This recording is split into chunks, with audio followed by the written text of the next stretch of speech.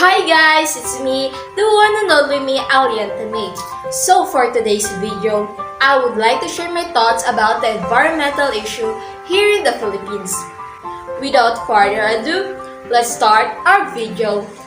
Constellations of stars, mirrors on city walls. I don't see nobody but you. You're my voice, you're my muse. You're a 19th floor view. I don't see nobody but you. So first, what is environment?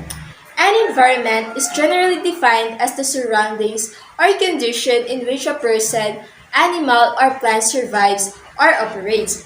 From this, it must be relatively easy for one to comprehend its importance in the cycle of life. Our environment is constantly changing, and as our environment changes, so does the need to become increasingly aware of the environmental issues that are causing these changes. With a massive increase in natural disasters, warming and cooling periods, and different types of weather patterns, people need to be a lot more cautious with the way they live their lives in conjunction with the types of environmental issues our planet is facing. So, what are the environmental issues? Or what is environmental issue? Environmental issues are the harmful effects of human activities on the environment. These include pollution, overpopulation, waste disposal, climate change, global warming, the greenhouse effect, and etc. Various environmental protection programs are being practiced at the individual, organizational, and government levels with the aim of establishing a balance between man and the environment. Some of the current environmental issues that require urgent attentions are: first is the climate change.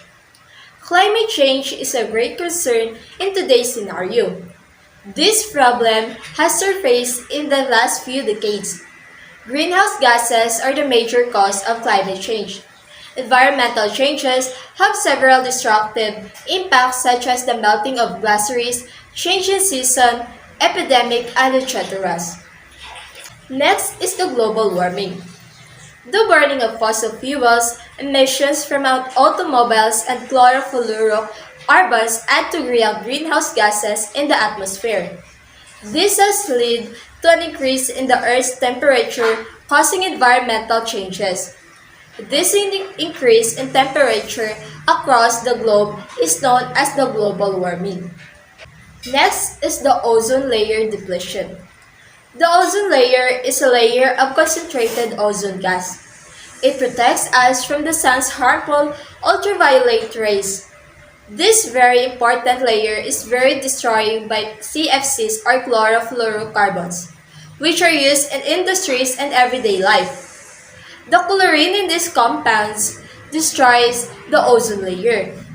The hole in the ozone layer leaves humans and wildlife exposed to harmful UV rays, resulting in several skin diseases including cancer. The next environmental issue is the water pollution.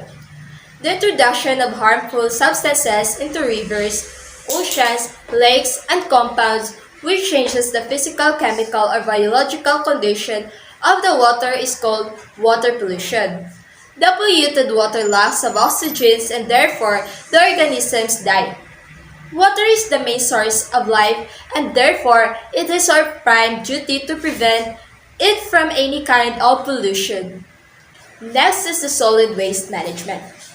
Solid waste management is defined as the discipline associated with the generation, storage, collection, transfer and transport, processing, and disposal of solid waste in a manner that it does not have a harmful effect on the environment. Next environmental issue is the deforestation. Deforestation is the depletion of trees and forests at an alarming rate. The trees provide us with oxygen and several raw materials and also maintain the temperature of the earth. Due to the depletion of trees for commercial purposes, there has been a drastic change in the earth. Next is the overpopulation. The Earth's population is increasing drastically. It is estimated to be more than 7 billion. The increasing population has to lead to a shortage of resources. If this continues, it will be very difficult to sustain such a huge population.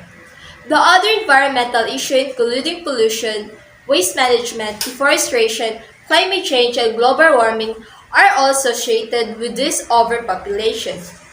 So that is all about the environmental issue here in the Philippines and this example. Environmental issue happens because of us people living in the community. There are some solutions to prevent this environmental issue. First, replace disposal items with reusable items. Second, the use of paper should be avoided. Third, conserve water and electricity. Fourth, support environmental friendly practices. And the last, recycle waste to conserve natural resources. These environmental issues are a warning of the upcoming disaster. If these issues are not controlled, there will no soon be no life on Earth. So I hope this video helps you get aware about the environmental issue that is happening on our country. So I think that is all for today's video. See you on our next video. Bye!